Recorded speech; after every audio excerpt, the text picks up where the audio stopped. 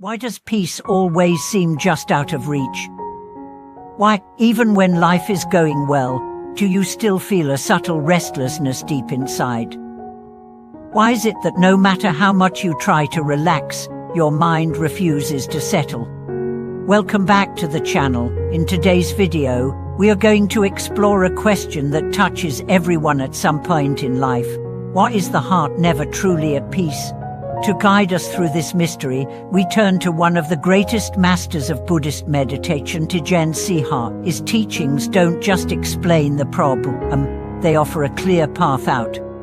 Ajahn Chah was a Thai forest monk, known not just for his wisdom, but for his ability to speak directly to the heart. His words were simple, but they struck like thunder. His answer to the restlessness we all feel. It's not the world, it's not your job, your family, or your phone. It's your mind, and more precisely, your relationship to it. Let's begin with a powerful insight from Ajahn Chah. If you let go a little, you'll have a little peace. If you let go a lot, you'll have a lot of peace. If you let go completely, you'll have complete peace. This teaching holds the entire path in a single breath. The reason your heart is not at peace is not because of what's happened, it's because of how tightly you're holding on. Holding on to opinions. Holding on to control. Holding on to the idea of me. Holding on to how things should be. Let's look at a common example. You're sitting in traffic, already late. You feel the pressure building. Your mind starts to spin. Why is this happening? This always happens to me. I'm going to be late. I get in trouble. But the traffic isn't the problem. The problem is that your mind won't accept what is at resistance. That is suffering. And meditation is the practice of softening that resistance. Ajahn Chah taught that peace is not something you create. It's something you uncover. It's already there. Beneath the noise, beneath the habits, beneath the stories. Your job is not to build peace. Your job is to stop disturbing it. He once said, the mind is like still water, but when you throw in thoughts, opinions, and clinging, the surface becomes agitated. Remove the disturbances, and peace returns by itself. This brings us to the role of meditation. Many people think meditation is about stopping thoughts, but Ajahn Chah taught that it's not about foresight, it's about understanding. You don't silence the mind, you learn to watch it. You learn to see how it moves, how it clings, how it reacts, and in that watching, the clinging loosens. Imagine holding a hot coal. The moment you realize it's burning you, you let go. The coal doesn't change, you change. That's meditation. That's awakening. Now let's look at a story.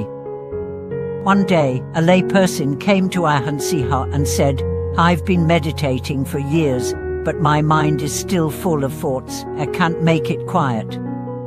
Ajahn Chah replied, it's like trying to flatten a river with your hand. The more you try, the more it moves. But if you sit and watch, the river flows naturally, and eventually you see clearly into its depths. This simple image is life-changing. Your mind is a river. Let it flow. Watch it. Don't jump in. Don't fight the current. Sit on the bank and observe. That is the doorway to peace. Another key teaching of Ajahn Chah is impermanence. He said, everything is uncertain. When you see that clearly, you stop chasing what won't last. You think peace will come when things finally stay the same, but nothing stays. Not your mood, not your relationships, not even your sense of self. Trying to make life permanent is like trying to hold onto a rainbow. So what's the alternative? Let go, not in despair, but in freedom. Let go of needing to control.